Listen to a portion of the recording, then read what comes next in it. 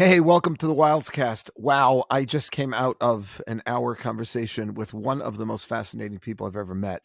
His name is Jeremy Gimpel, Rabbi Jeremy Gimpel, who is a teacher, farmer, and pioneering entrepreneur.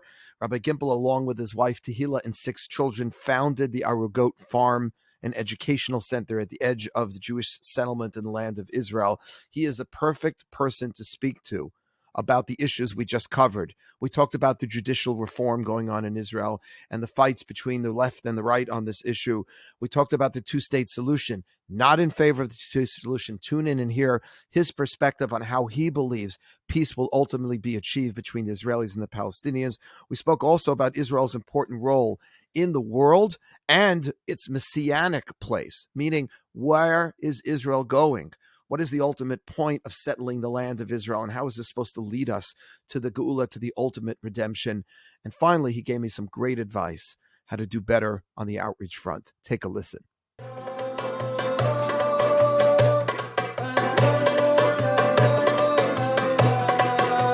Welcome to the Wildscast, my friend Jeremy Gimpel. How are you? Excellent. Rabbi, thank you for having me. Really a pleasure to be here. Clearly, something amazing is about to happen with the technical, there's forces that are at us to not allow this light to come into the world. I'm thrilled to see what's going to happen. Yes, there's definitely been some klipot sitra achra, some dark black magic going on here, trying to keep us from having this conversation. But we're gonna plow through. So, Jeremy, we have our own personal relationship. My family, and I want to thank you publicly.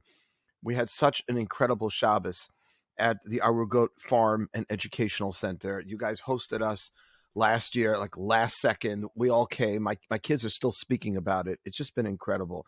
So let me ask you a question. We'll get it right into it. You started this Arugot Farm and Educational Center at the edge of the Jewish settlement in the land of Israel. Tell me why you started this and how's it going?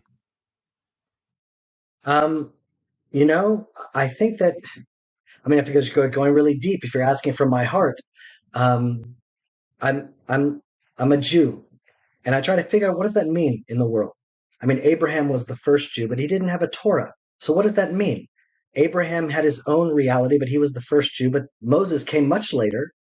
And then all of a sudden we got the Torah, rules, regulations, times, what to do. Then there was a temple at one point where we were sacrificing animals. And now it's 2023 and we have Instagram and Facebook and this telecommunications that we're doing on this podcast. What is the common thread between Abraham, Moses, the Talmud, and here we are in 2023? Like, those are external expressions that are totally different. It's different religions. So being a Jew isn't a religion. What is it then? What is the heart of what it means to be a Jew in the world? And for me, I'm sure there's many answers, but for me it is that we can live a guided life.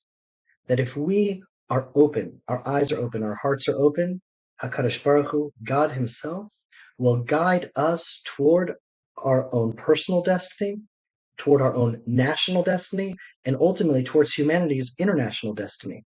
But it starts really with the individual. We can live a guided life. And if I have to answer that question honestly, both my wife and I felt as though we were being guided to go out of our comfort zone and to go out past the caravans of the last Jews in Judea and establish this farm. We just felt called to that place. I don't think Abraham heard a booming voice from heaven, Lech Lecha, go to the land that I will show you. I don't believe that. I think that he had an inner intuition, and that inner intuition was a calling in his life. And in fact, all of us should be living by a calling. What is calling us? What are we passionate about? What do we believe in? And then live by that inner calling. And that is the essence of what it is to be a Jew. And it's a lot easier when it's like when we make mistakes. We wake up to that a little bit easier, where it's like, ooh, do you really want to do that? Like, there's a conscience that kind of holds us back from when we're about to do something bad. But I think that some are lucky enough to really feel a calling to the positive. And it took us, we sold our home. We sold most of our possessions. We moved 6 children to a mountaintop. At that time, we were the only family on the mountain at just the edge of the desert overlooking the Dead Sea.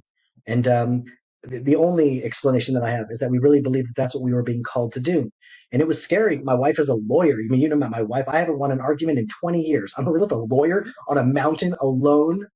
That's not a good strategy for living. We were So Yeah, we were We were up until 1:32 in the morning on that Friday night when we came to you for Shabbat. And just your wife is brilliant, and it was She's fascinating amazing. to have that And I conversation. was like, I was And I was nervous though, like, because I like, what if cannot. she fights with me? Who's going to be my friend? But I was like, I was like, it's exactly what I was thinking. I was like, how did he get this brilliant intellectual to follow him to this mountaintop? I was like, what did you do to? But she's committed, man. She's passionate like you are. Let me ask you this, Jeremy.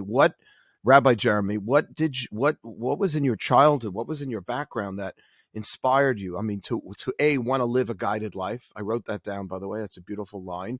A guided life, and to be so ambitious in trying to really take the Jewish people, because I see what you're doing in Israel by settling more and more of the land of Israel is really just furthering Jewish history, deepening Jewish history into the land of Israel. What inspired you growing up? Maybe something in your childhood or something happened in life, because like not everybody does this. Yeah, that's a good question. So you asked two questions there. You said, well, what led me to live a guided life? Why is that like what I live by? And then what led me to move to the farm? And so I think to live a guided life is really the only way to live for me. Um, I don't know what truths are anymore. I don't know what lies are anymore. It seems like every media outlet is just a propaganda machine for another agenda. All I can trust is my inner intuition. And I've lived by that my whole life, and that has always served me well. It hasn't always been easy, but it is to believe in the Jewish reality that Hashem has not changed in many ways. And that the same way that he spoke to Abraham, and he spoke to Yirmiyahu Hanavi, and he spoke to Moses, and he spoke to the Rebbe's throughout all of our history, we were able to intuit and live a godly life, live a guided life. Halacha doesn't really answer the question for us, because sometimes you'll have a question, and then, well, this food, is it kosher? I'm not sure. Should I throw it away? I'm not sure. Well, one is bal tashchid, one is wasting food. You're not allowed to waste food. And one is, well, is it kosher or not? You're not allowed to eat not kosher food. And well, now what do? I don't really know. And you eventually, like, halacha doesn't always have the answer, and not everyone's always brilliant enough to know the halachic details. So what do you have in real life situations? The big choices in life. Who are you going to marry? That the halacha can't teach you that. Judaism, religion can't teach you that. What job are you going to pursue? What career? Where are you going to live? Those are all things that are going to come from your gut. So the most important life decisions, whether you like it or not, are going to come for your intuition. And so Judaism and the Torah is molding us into a person that will have a more refined and in tuned intuition. Meaning the Torah, more than anything, is trying to embody knowledge. Da'at in Hebrew doesn't just mean intellectual wisdom, but it literally means embodied knowledge. What's embodied knowledge? It's kind of like when you're driving a car. You don't really think about it. You're just driving, right? Shifting the gears, fast brakes. It's already in you. You know how to drive a car. You have da'at. And so the same, as you give tzedakah, you become more giving. And as we live by the Torah, we become more godly. And then hopefully that inner antenna will receive godly frequencies, and we can try to live a guided life. And then that will be the source of blessing. And so I don't know who taught me that. That just seems almost like a self-evident truth to a little child. And I sort of never lost that childishness. The Rabbi Nachman says, never grow old. That's how I understand that. That little kids know, like, HaKadosh Baruch Hu doesn't want me to do that. Hashem would be unhappy with that. Just simple emunah like that. And just to continue to live by that. And the stakes get higher and higher because, well, that's rational. But no, just to continue to live by that unwaveringly. So that's why I live a Wow, guided wow, life. And I've seen that it and is. the farm. Yeah. So my grandfather walked from Bialystok to Israel in 1916. And it took him a year and a half. He was 15, 16 years old, backpack on his back. He walked for a year and a half with a group of 20 other young Zionists. And for 2 years, he joined Kibbutz Degania, which was the first kibbutz in Israel, situated right on the Sea of Galilee. And for 2 years, he planted eucalyptus trees all around the Sea of Galilee, all around the Kinneret. And I grew up in Atlanta, Georgia. And I grew up on the legends of my grandfather. I never got to meet him. But even though I didn't grow up so from, so observant, I grew up on the legends of a Jew who lived a guided life, who walked Wow. to one day maybe establish what would be the new Jewish homeland. And when I got to the Arugot farm and I saw my partner planting olive trees at the edge of the desert, it touched my heart in such a way. I was like, what? You can be a pioneer in 2015? I didn't even know that was an option. I am in. I am in. And so from that moment, I didn't know that it would eventually take my entire family to move there, but I knew as soon as I saw that project, that is what I wanted to be involved in. For more than 20 years, I've been teaching about Israel and Zionism and Judaism, and finally to actually be able to manifest that, to walk the walk, not just talk the talk. So that was, it was Wow. just, I was guided to this reality. But I think more than anything else, you said something important. Geula, redemption, like the actual end game, world peace. I haven't given up on that yet. I actually believe that it is within humanity's ability to achieve a consciousness that will be led by the Jewish people in Israel, that will spread around the world, that will ultimately bring world peace. I really believe that. And I think that the linchpin is, for some reason, mysteriously connected to the Jewish people settling the land of Israel. Geulat Karka is the word most used when referring to that idea of Geula. Once right and left in Israel, it's all about should there be a Palestinian state? Shouldn't there be a Palestinian state? Just settle the land and it will work out. We'll bring peace and prosperity and law and order. The more the Jews enter into the promise, the promised land, that was what was promised to us, then that it's like the linchpin. That is what will bring sort of us to the next level. And so if that's what happens in Judea and Samaria in our lifetime will affect Jewish history for generations to come. So then I would like to position myself at the edge of Jewish settlement, settling Judea and Samaria. Mm-hmm. No, that answers it. That really answers it. And by the way, this is very personal for me because I don't meet a lot of people whose grandparents were from Bialystok. My Zaidi, I think I told you this. My father's father was also from Bialystok. He did not walk to Israel. He came to Oliphant, Pennsylvania, small little hick town in Wow. Pennsylvania where my dad was raised. But it's an If he would have stayed unbelievable. in Bialystok, it would have been ugly. No one survived Bialystok. The Jews that made it out were very lucky. I know, I know. It's he had a brother who perished in the Holocaust. My Zaidi's brother who stayed. The rest were able to get out, and they you know they were saved. But that's unbelievable, and I really appreciate your idealism, and the way you are literally tending a flock. What my family and all of us were just blown away by was how much the Arab neighbors of yours sort of respect the fact that you have a flock of sheep and you're tending your flock of sheep. They leave you alone and you do your own thing and at the same time are building up and growing the Jewish population in Israel in some very important parts. Rabbi, not only that, but we have beautiful mattresses and pillows in our synagogue on the top of the mountain. Actually, I don't know if they were there when you were there. I think that they were, but I'm not sure. Mhm. But they were donated to us by the Arab Muslim Bedouin village next to us. And so imagine that the Wow. settlers that are the obstacle to peace in the Middle East. No, the Arab Muslim village next to us, the Bedouins, donated the mattresses and pillows to help us build our synagogue. Wow. And so the lies and the disinformation, it's like, how is peace going to be established in Israel? It's not going to be by politicians in the United Nations, but it's by neighbors. It's by working together. It's by building together. It's by seeing us that we are not a threat to them. On the contrary, we're godly men. We're shepherds like they are. We're settling the land. We brought them jobs. Now the police patrol the roads a lot more. So we brought more security. We brought more order. We brought economy. And they literally donated mattresses and pillows to our synagogue as a Wow. thanks. We did nothing in particular to them. Just our presence was a blessing to them. Well, I did not sleep on those mattresses or pillows, so they weren't there at the time. I'm really happy to hear that. And my teacher, Rabbi Riskin, he should live and be well. When he started the city of Efrat, he said the same thing. The first thing he did was to visit some of the Arab leaders in the area. Unfortunately, this is many years ago. This is in the 80s. I was a student in high school at the time, and he was making Aliyah. And he had some really beautiful relationships that he developed with Arab leaders in the area. Now, you're not of the opinion, therefore, if I understand you correctly, that the best road to peace is some sort of two-state solution. That's not your vision. Your vision is more, there's a Jewish state.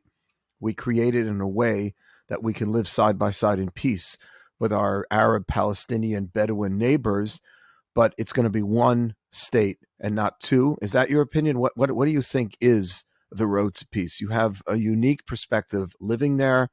You're you've got your own show. You're quite learned and knowledgeable. I've been listening to a lot of your stuff. You know what's going on. Tell us what you think is the most realistic path to peace. Okay. First of all, I just want one more connection that we have, Rabbi. I also went to Rabbi Riskin's high school. He was my first rabbi. In Efrat, he established Neve Shmuel. So we went to not the same high school, but we had the same Rosh Hashiva of our high school. Right. And so, Yeah. Wow. I mean, obviously, much of my worldview is shaped by Rabbi Riskin. My outreach to Christians is shaped by Rabbi Riskin. My outreach to Muslim Arabs is shaped by Rabbi Riskin, because the Jewish vision is uniquely, in particular, Jewish, but it is a universal idea that by us being the best Jews that we can be a blessing to the world. And so, why is it important to be in Judea? They want to establish a two-state solution in Judea. And so I want to think about that on a few levels. One, from my farm to Jerusalem is about 8 miles. So let me ask you a question. How long would the war in the Ukraine last if the Ukraine was 8 miles wide? That war would last about 5 minutes. It would have been over. It would have been over 10 minutes after it started. And so I don't believe in Israel giving up our independence and our security to rely on perhaps one administration's promises or NATO's promises. I think that the Jewish people need to rely on the Jewish people, and a strong and independent Israel is the only way for that to ever happen. So a two-state solution, just on that alone, it's just not an option. It's not an option. It's not a viable option. And the reason you believe, and this is important for our listeners to hear, so I want you to clarify, the reason you believe it would be dangerous is because you think that the leadership, whoever the leadership would be, we don't even know if it, the Palestinian Authority, it certainly wouldn't be Hamas, but whoever the leadership would be, you simply would not be able to rely that they somehow wouldn't turn against and use like what happened in Gaza, that would, the same thing would happen in Yehuda v'Shomron, in Judea and Samaria. Is that the concern? I'm saying much more than that. I'm saying not only do I not rely, that is exactly what will happen. Whatever happened in Gaza will happen there. Whatever happened in Lebanon with the Hezbollah now will happen there. I know that that will happen, but I'm not even so concerned necessarily just about the Arabs living within the land of Israel. What happens when Iran gets involved? What happens if Egypt gets involved? There have been times Israel has been attacked by multiple armies at the same time. And if Israel's borders are 9 miles wide, I'm not just thinking about what will happen in Judea and Samaria. I'm thinking about Israel's future 30 years down the road, 40 years down the road. Who knows what political changes might happen? But that's just on a very basic survival level. But I want to talk now on a different level, a second level. I live in the mountains of Judea, and my farm overlooks the Judean desert. And I'm considered to be a West Bank colonizing, occupying settler in Area C of the Oslo Accords, and I'm told to evacuate this political territory. It almost sounds legitimate, but for all the listeners here, and I know because I say this to every person that comes to the farm, I know that most of the listeners, as most of the people that come to the farm, do not know the answer to this question. Why are Jews called Jews? In the Torah, we're not called a Jew. Abraham is called an Ivri, he's called a Hebrew. And then we're called Bnei Israel, the children of Israel, Israelites. Where did the word Jew come from? We're not called Jews. Where's that? That's not in the Torah. Why are we called Jews today? If you're a Jew in New York, you're called a Jew. If you're a Jew in Tel Aviv, you're called a Jew. If you're in Hong Kong, Jews around the world, our identity today is called Jews. And most people don't know why we're called Jews. And so some people say, maybe we're from the tribe of Judah. That's what we're from. But that's not true. The first person in the Bible to be called a Jew is Mordechai in the book of Esther. It says, Mordechai ha-Yehudi, Mordechai the Jew. Ish Yemini, a man from the tribe of Benjamin. If he's from the tribe of Benjamin, why is he called a Jew? Why are we called Jews? It would be important for us to know as Jews, why are we called that? Jews are called Jews because we are from Judea. Japanese, they're from Japan. Mexicans, they're from Mexico. Chinese are from China. Germans are from Germany. Jews, we're from Judea. The land, the Judean Mountains, the Judean desert, Eretz Yehuda, the land of Judea is what birthed our identity as Jews. So when the United Nations or the European Union says West Bank colonizing, occupying settlers, evacuate Area C, what they're really saying is, Jews, get out of Judea. And if a Jew can't live as a free Jew in Judea, Rabbi, it's just a matter of time until Jews won't be free in New York. If a Jew does not have a right to be free in our indigenous homeland, and we cannot stand up for our moral rights to live as free Jews in Judea, Jews will not be free anywhere in the world. So I don't just see our farmers on the front lines of settlement of the Jews in Israel. I see ourselves on the front lines of Jewish rights for every Jew in the world.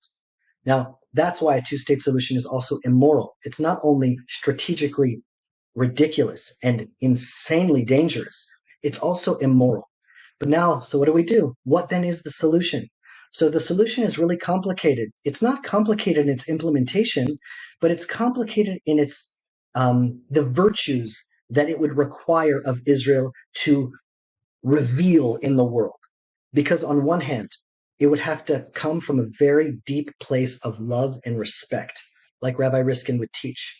And so every Arab that lives in the land of Israel needs to be guarded, needs to be empowered, needs to know how precious they are to the people of Israel, that God, in some mysterious way, chose them to live among us as a ger, as a stranger in our land. And as so, the Torah tells us 36 times, be kind to the stranger in your land.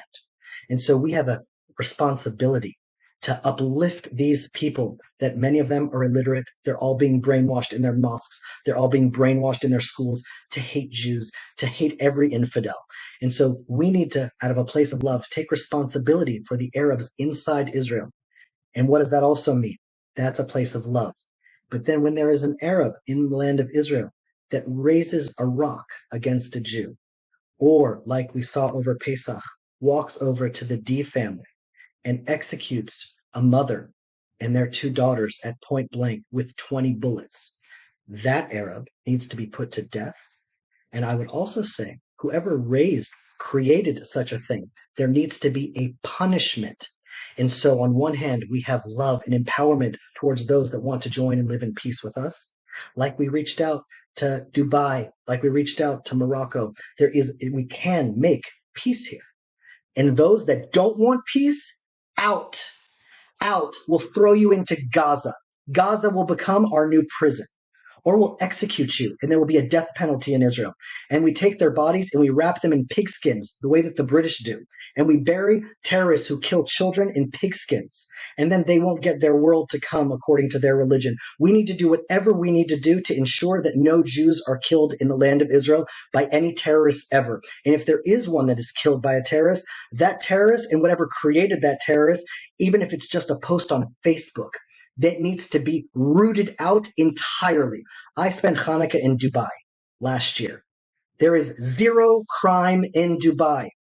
It's hard for us to imagine because you live in New York and Chicago and Israel. There's crime and terrorism everywhere. A world without any crime? It was unbelievable. I sent my daughter in downtown Dubai to go across the street to go get us some food from the Makolet to bring back for dinner. And I had no concern, even though there were Afghani people on one corner, some African people on the other corner. There's zero crime because the leader of Dubai is a brilliant man. And he actually says, Tzedek, Tzedek, Tirdof. He's teaching us about justice. And he says an injustice anywhere is a threat to justice everywhere. And there is zero tolerance to crime. And so Israel needs to adopt that exact approach. Tzedek, tzedek, tirdof. So on one hand, we need to empower the Arabs that want to be partners with us, that want to live among us, that want to be partners in building this country, which I believe has the potential of quite literally being the kingdom of God on earth. And on the other ones, if they're not, it's a holy land, and unholy people need to be removed from that land. Right. Now, I hear you very loud and clear on what you would do to combat terrorism, and I hear it, and I don't entirely disagree. I disagree with some aspects, but not entirely. I want to go back to the peace and love that you would extend to Arabs who are being brainwashed and to hate Jews. How would you deprogram? Because I think that's the silent, I don't want to say majority. It's a lot of Arabs, Palestinians, who have a different narrative. They've been brainwashed to believe that Jews are not from Judea. They are from Europe, and they're colonizers, and the world felt bad for them.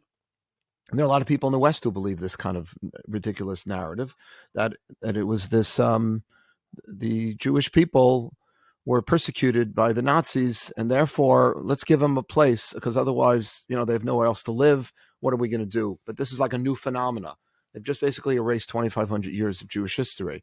What do you do to someone who has been raised to believe that? Because that's probably the majority of Palestinians today, who are raised to believe that we are usurpers and colonizers of the land.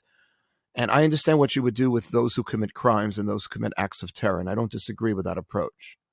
But what would you do with the majority of Palestinians who just feel like we took their land and want their own state as a result? That's why I think so many Jews are in favor of this. It seems like the logical thing. Give them a state and we'll have a state. Now, I happen to agree, security-wise, I think if we don't learn from Gaza, then we're just being, fools to think that that we have a peace partner here. We don't have one, unfortunately. But we made peace with Egypt. We made peace with Jordan. It's a cold peace, but it's held out. But they were a separate country, right? And they had their own independence, their own sovereignty. The Palestinians don't, and they still claim they won it. So what do you do with the millions of Palestinians who feel they have a legit right to their own sovereignty in their own land against a people that they think just came from Europe to take it? How do we, how do we change that narrative? So the first thing that needs to happen, and probably one of the biggest disasters that happened in the Oslo Accords, was that Israel used to have direct relationships with the tribal leaders within Israel. And so what does that mean? The tribes, let's say right next to my farm, there's one village named Rashida, and there's one village named Seir. And about a month ago, every night I would hear gunfiring because those two villages are at war with each other for some internal tribal war between these two Arab clans. Now, those two Arab clans, and this is just an example, have no real national cohesion. That is a Western concept that has been imposed on the Middle East. And so there's no need for a two-state solution because there's no need for it. But what is happening? Let's say like this. The people that are in power in the world, whoever they are, if they're corporations, if they're politicians, if they're nation states, whoever is in power, people that are in power want to maintain the status quo of whatever exists right now. Because whatever exists right now keeps them in power. So there's a conflict right now between Jews and Arabs in the land of Israel, and there is a massive agenda to keep that conflict going. There's not really a sincere desire for peace that these politicians speak of. On the contrary, the last time that the Biden administration gave millions of dollars to the Palestinian Authority, now the terrorism has gone up in Israel, as you can see by the news. Why? Because they're being paid to do terror.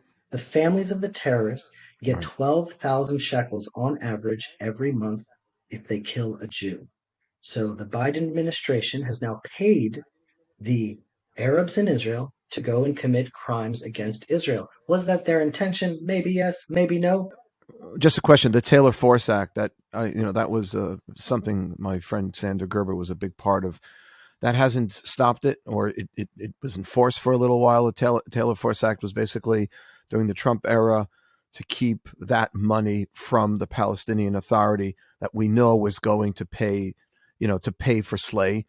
That's just off. If you look at the charts of the terror from the Trump administration when the funding stopped and the Biden administration when the funding continued, you will see a direct correlation to Jewish terror, acts of terror against Jews in the land of Israel.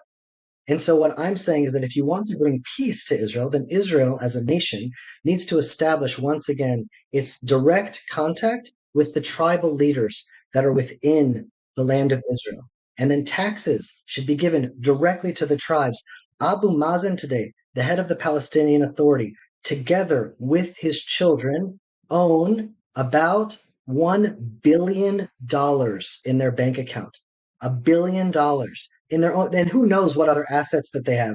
I'm just talking about cash. $1 billion. Where did that money come from? It came from all of the different places, the Europe funds, and well, does he have an interest then to really bring peace? It looks like he's making bank. And he's not. Has he helped the impoverished Palestinians with all of the funding that they have?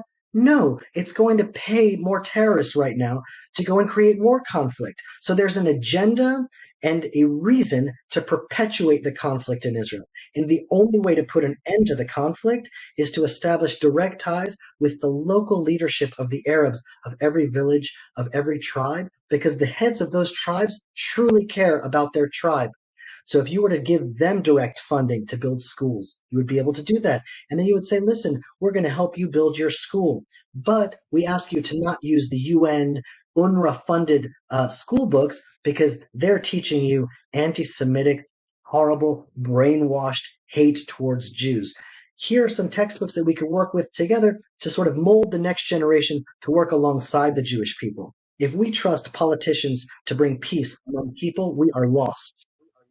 And Jeremy, is that something you want to do? Because you're on the front lines. You're saying we got to pull this out of the power players, the politicians, because they stand to gain from the status quo. So we need to change the status quo. We need to have people on the ground, people living in these areas talking to each other. Is that one of the reasons you went out there? Do you want to do that? Is that an interest of yours? That is exactly what I'm doing. Meaning I can't change the politics, but I can live as an example. I try in my own life, to the best of my ability, particularly for my children, to manifest and act as the way I would want the world to be. So I try to live the life of a Jew that I think the way the Jewish people should live. And so I believe that it involves, meaning my partner Yossi at the Arugot farm is fluent in Arabic. So is my other partner Roni. We have amazing relationships with the Arabs that are around us. Now, I'm going to be honest. Sometimes we have fights with them. Sometimes they go into our grazing grounds. And we have to have a fight about that. And we tell them, no, don't do that. And then we have okay, it's okay. That's fine. Neighbors have fights. That's cool. That's all right. But that's real. It's not some superimposed UN Resolution 242 as if that has any relevance to the Arab shepherd in the mountains of Judea. It doesn't. But what does have relevance? Neighbors, friends, partners, business associates. So when we work together and we build together, then there really will be peace together. And when someone steps out of line, there needs to be immediate justice. And that they know. Right now, the terrorists, the way that I feel at least, harta'ah is the word in Hebrew. There's no fear factor anymore. There's no, there's either a terror attack or an attempted terror attack almost every day in Israel right now. That should be unheard of. Israel needs to do everything within its power to stop that immediately. And why do you think they're not? Why do you think the Netanyahu, whoever's running the show now, okay, I know there's, why do you think that they're not acting as decisively? I know, I get news. And unfortunately, by the way, Jeremy, you should just know this, that probably 70-80% of American Jews are not getting this information. They're not getting everything. That's why I wanted to bring you on this podcast. I wanted my listeners to hear this, number one, and to meet you. And number two, they're not finding out what you just said, which is that there are attacks every day. Every day. You got to get on one of these WhatsApp groups to get this information, because CNN and not even Fox is covering it. So why do you think they're not doing what's necessary to put an end to this, or at least knock it down somewhat?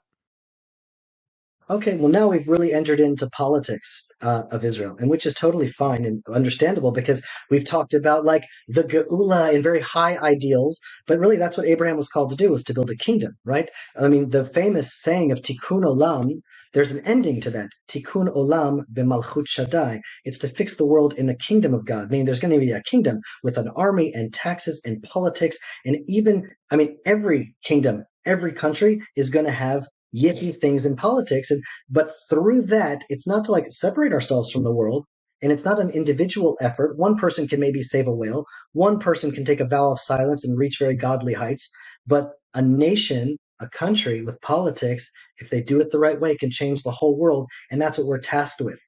We don't just have our personal redemption, but we really believe in a national redemption, and that's amazing. So let's talk about the politics of Israel right now. I think that I would love to commission a cartoon.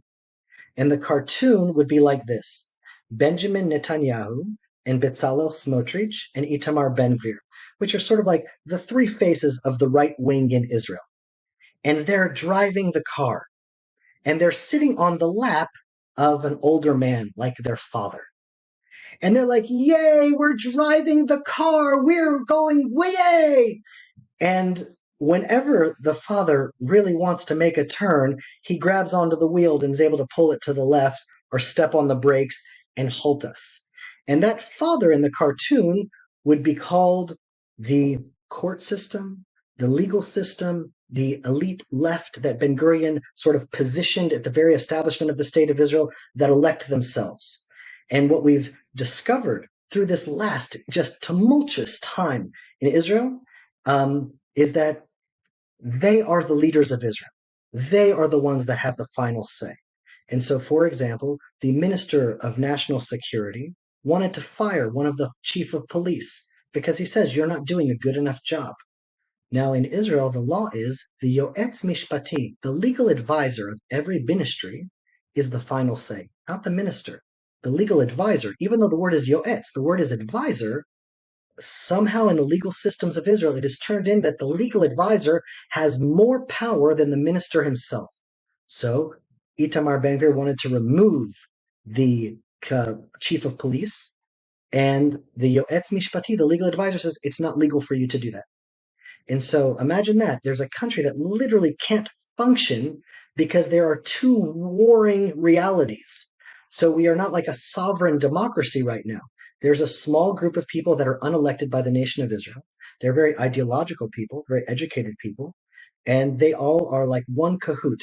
And I would say that the Supreme Court and the legal system in Israel, they probably represent the Meretz party at large. Elite, secular, academic, very left-wing, very woke, let's call them. And so the Meretz party did not pass the threshold in the last election. So they are a very small minority in the Israeli public, but yet they are the final decision on everything in Israel, the final decision on everything. Imagine that. So even though we have a right-wing government that wants to implement certain policies, when they try to implement a policy, all it takes is one legal advisor to say, nope, I think that that is not legal. And then everything is stopped. So our country right now is not able to function as an organism because the organisms themselves are at attack with each other. And that's what they were trying to do with this judicial reform. They said, we have to fix this situation. It's impossible. And so, but then you saw what happened, which was really, truly remarkable. It was like watching Jewish history unfold as there were hundreds of thousands of people sometimes in the streets protesting. They don't want judicial reform. And so what's going on here? And so we are literally watching or participating in Jewish history here in Israel. And how would you, you know, without getting further and further into the merits or demerits of each side's view, how would you, as someone who values unity, peace, and love, right, within the Jewish people, you made a comment before, Jeremy, about how, you've got two Arab villages at, they've got their own stuff, and that's been, one of the many reasons, that Israel has been successful against some of her Arab neighbors, is there's been disunity amongst the Arabs. How do we make sure that we don't fall prey, or that we aren't falling prey to the same issue of fighting so much amongst ourselves that we, A, can't get anything done, and B, we can't remain a unified, strong force against our true enemies? Well, I'll tell you, I wrote an article. It's the first article in the new Mizrahi magazine that's coming out for Yom HaAtzmaut. And it's coming out, I imagine, in the next week or so in the shuls around the world. And in it, I call it 75 Years to Israel, the third generation. And in my opinion, it is the greatest test that is before us now.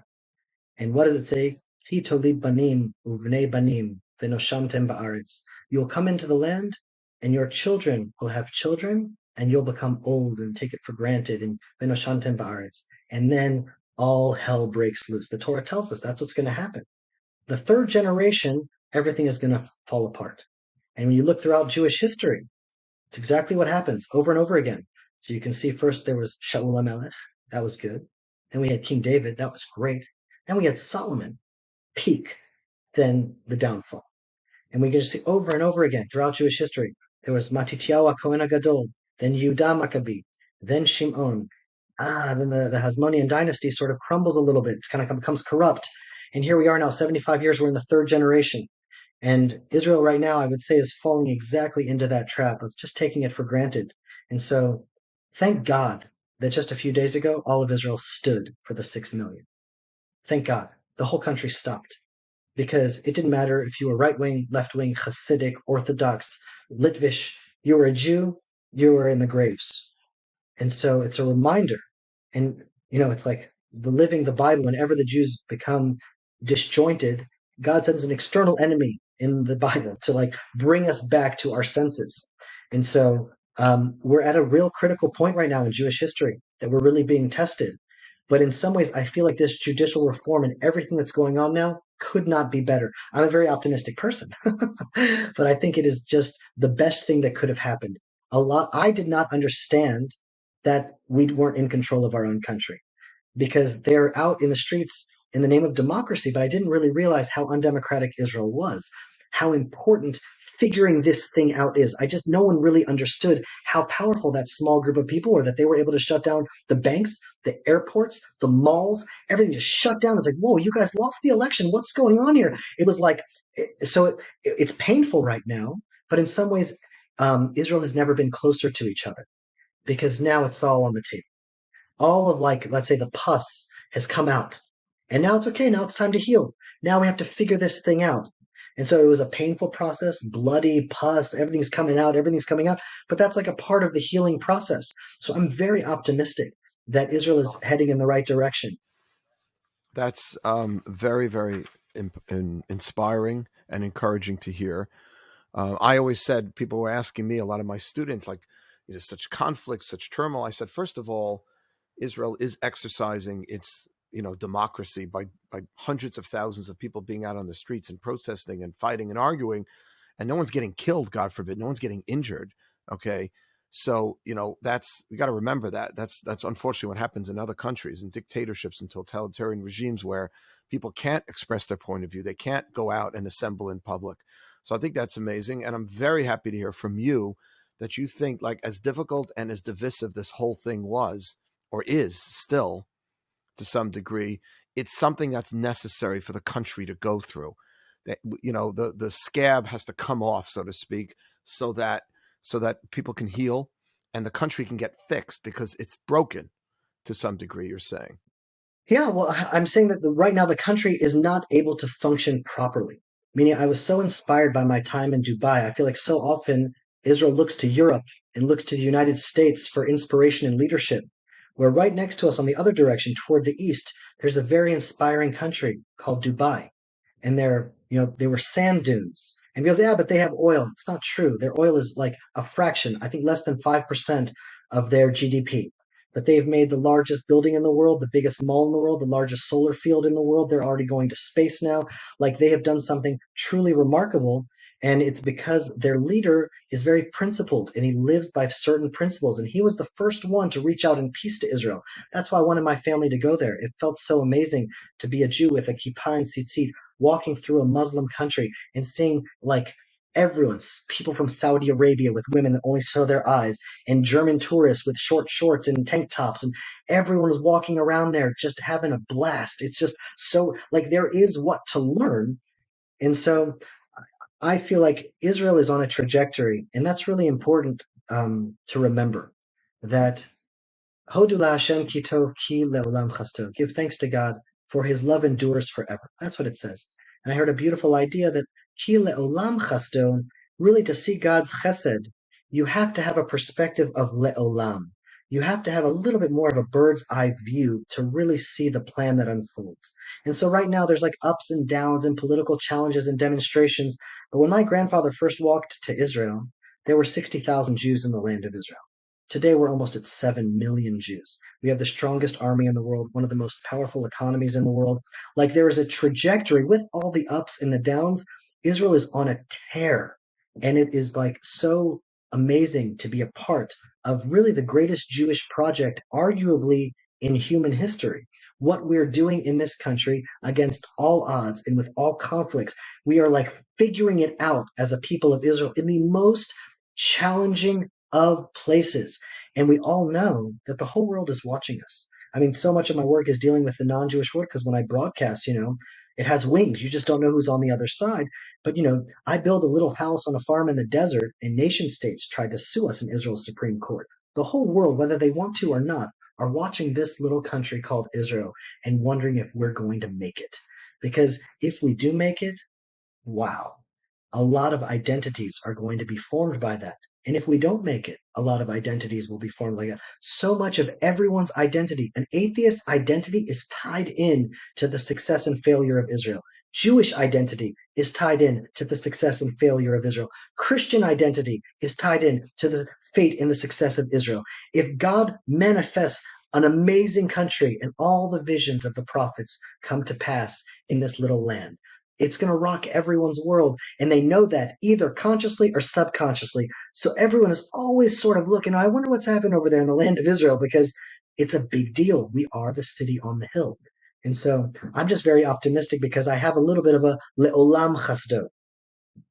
Yeah, a little bird's eye view, which I think is so important. And this is such a great conversation for us to have as Israel turns 75 next week, please God. And Jeremy, somebody asked me, like, what was the most ambitious? My whole life has been devoted to outreach, engaging our less affiliated Jewish brothers and sisters here in the United States. And somebody asked me, what was the most ambitious outreach initiative ever embarked upon, maybe in history? And you know what? I love to think it's Manhattan Jewish Experience, but our budget's only $2.5 million a year. It's Birthright Israel. Birthright Israel was pioneered by a man who's a professed atheist, Michael Steinhardt. He's a friend of mine. He's spoken at MG numerous times. I don't know if he's really an atheist, but he likes to get people's attention by starting every speech by saying that. And Charles Bromfin. These are not religious personalities, and they recognized that the way we're going to turn American Jews onto Judaism and get them to consider marrying Jewish and perpetuating Judaism in America is by bringing them to Israel for 10 days. Okay, it's a lot more money. I said this on another podcast. I was just interviewed on the Orthodox Conundrum, and I said, it's a very expensive proposition. I do it every summer. We're bringing 2 groups this summer. We look forward to seeing you guys, Bli Neder, at the farm. To bring somebody to Israel is a lot of money. It's about $3,500. Okay. And you're saying that the only way we can turn, or the best way, the most efficient, financially, fiscally, smart way to turn Jews onto Judaism, big numbers, is to bring them all 6,000 miles away and pay for that big El Al flight or whatever airline you're on? And the answer is yes, because Israel represents the future of the Jewish people. It's exciting, it's vibrant, and with all the issues and problems and ups and downs, right? It's all part of something which is becoming, as you like to say, and you said it on this podcast, an expression of the ultimate prophetic vision of the Torah, of the Jewish people being this city on the hill, of being a light amongst the nations and really bringing the world to a higher place of enlightenment. If we could keep our eye on that ball, I think that we can stay positive enough to really get through. It's easy for me to say this. I'm sitting here in New York City, but I would imagine if we had more people, Jeremy, like you, continuing to promote that kind of prophetic vision of Israel as being not a place that crushes the enemy or that doesn't want its Arab neighbors to live in peace, but that wants to embrace everyone and be a beacon of light for the entire world. It's going to allow us, I think it's just going to allow more of us to stay positive. And if we stay positive, we'll stay the course. Staying the course here is nothing short of bringing the Mashiach, which I think is the ultimate end of this whole thing, which some of the great rabbis of Cook and the like believed that the state of Israel was the beginning of. Maybe we don't think it's the Geula itself, it's the redemption. Nobody thought Ben Gurion was the Mashiach, but it's Chalta the Geula. It's the beginning of something, which is why Israel is such a holy and special project, and which is why we can't allow our fighting, our infighting, our disagreements, and some of the antagonism to prevent us from just staying the course. So I want to thank you, Jeremy, because you are, besides bringing more Jews to Israel and settling the land, I think, and this is my prediction, that you are going to be someone that the Jewish people are going to look to at some point to actually make the peace with our Arab neighbors and do it in a grassroots, one-on-one kind of way. That's going to really stick because it's going to represent the people and not just a bunch of politicians on the top that have their own interests before the people, their own peoples. So I congratulate you. I just have one last question for you, and that is, what would you say to someone like me? I'm always looking for advice and guidance from people I respect, and I love what you've done. I have a lot of respect for the work you're doing. What do you think would be the best thing for me, for someone who's in New York, trying to turn on, inspire, reconnect as much of our Jewish brothers and sisters as possible to get on the bandwagon? Because, and I'll stop talking in a second, another amazing phenomena going on, we haven't even talked about this, is all of these young singles going and making aliyah, many of them not observant, many of them from the conservative reform community, or just unaffiliated. Well, not so unaffiliated. You're not making aliyah if you're not unaffiliated. But Tel Aviv is just like, it's like the place to be. People are going there. We're actually opening up shop, Tel Aviv Jewish Experience now. I've been teaching some classes there, here and there, because it's just a lot of Anglo-Saxons. So, I'm continuing to encourage that, but it's still relatively a small group of American Jews. What would you recommend? What would you say could really make a difference in terms of what we could be doing now from the sidelines, from the diaspora, to truly help Israel get to that next place? Okay, so it's a really good question. And I mean, who am I to say how to reach the Jews of New York better than you? You are like the master. But I'll try to give like what I think Judaism needs, not only in New York, but also in Israel. I think that we need to talk a lot more about Hashem, to talk a lot more about God. God needs to be not a theology, not a philosophy, but a living presence in our life. And that's something that each person in their own religious observance, they can live one way. It's just like, are you living the emunah? Are you living like, when you have a question in life, a direction, should I take this job or this job? Do you pray about it? But prayer isn't just asking. Prayer is also listening. Like, try to listen, try to live a guided life. Bring God into your life and live by that and watch what happens. Spice carts appear. Spice carts. That's kind of a language that we use on the Land of Israel Network and the Land of Israel Fellowship. But when Yosef HaTzadik is sent down to Egypt, so the Torah tells us that he's sent down in a spice cart. And it's like, why is that relevant information for us to know how he got down to Egypt as a slave, if he was carried on a camel or a donkey or a spice cart? And then Rashi says, oh, that's really important.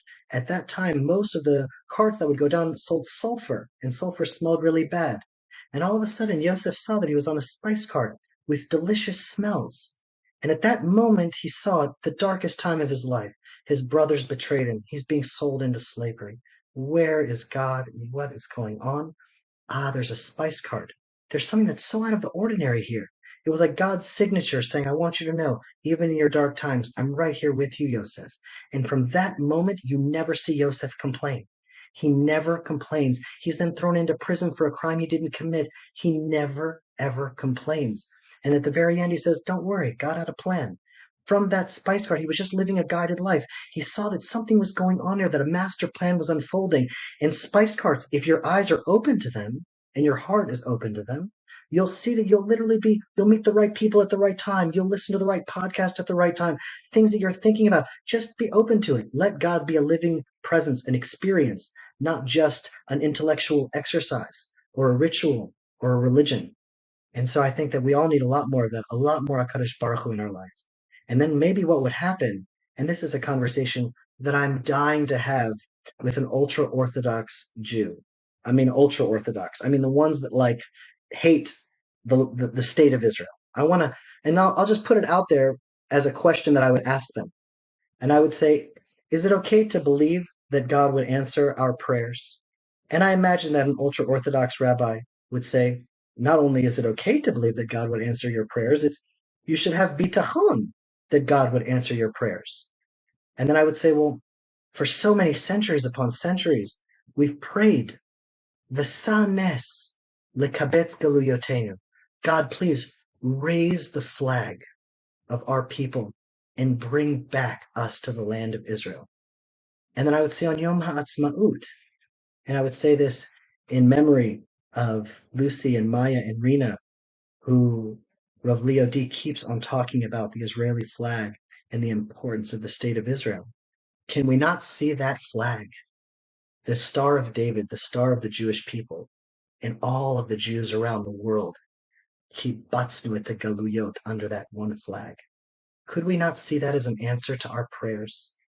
And so, with Yom HaAtzmaut coming, I would love for us to really realize that with all of the challenges and all of the obstacles, the prayers of thousands of years are literally being answered through us.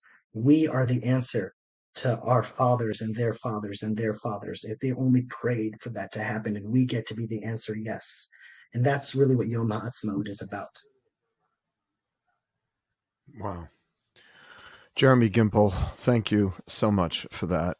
More God, more Hashem. I could not agree more. And, I know that intellectually, but the reason that was helpful to me personally is because I need chizuk and support personally. And I think a lot of my colleagues to just push back on so many of the other ideologies that are sort of countering, that are hiding, that are further hiding God and keeping God out of our conversations. Because ultimately that's what this whole thing is about. It's all about Hashem. That's what Israel is just an instrument towards shining a big light on Hashem and our relationship with him. So yeah. And I want you to know, like, there are people who struggle with God, with their belief in God, or whether they believe in a personal God and, like a Spinoza God, but I think we just have to keep speak about it respectfully, understand that not everybody will believe in that, but like anything else that's deep, I've been learning a lot of Kabbalah in the last 7-8 years, like anything else that's deep that we don't quite understand fully, but we believe is hitting on truths. Just keep saying it. Just let it seep in. So thank you. Yeah, I my appreciate pleasure. it. I really do. It's been such a fun conversation, Rabbi. We should do this all the time. This is awesome. It really was the highlight. I have to tell you, we asked people to write down on our trip to Israel last year, what was the best moment, best part. Most of the group wrote down your Arugot farms, and I believe it. And we're gonna. It was just, there was something. Listen, it was you. It was Yossi, it was Yon. It was like your whole crowd that you have there. You just and the beautiful setting, but it's really the bigger picture of what you're trying to do. It's a very attractive kind of thing, and whatever association MG can have with that and continue to promote it and bring people to it is a big zechus for us. It's a big honor for us to have even just a little snipshit. So yeah, I look forward to having more of these conversations with you. And if you ever get stuck in Gullus, will you ever come? Can we get you to come like in person and speak here in New York City? It would be so awesome. Absolutely. We just got to figure it out at the right time. Yeah. Okay. Well, we'll talk offline. I would love that. It would be such a great honor. We are coming the last week of July, so I'm doing this. This is probably not the appropriate time to have this conversation in front of everyone else, but we want to book some time, bring our group to see you guys again. It was very special. Excellent. I will be here at the end of July. 100%. I will be here. And by the way, 3 out of my 4 kids are in Israel, and they want to spend Shabbos there again. So we'll be in touch. I know. I'm going to work on that. All right, Rabbi. Really fun talking to you. Awesome.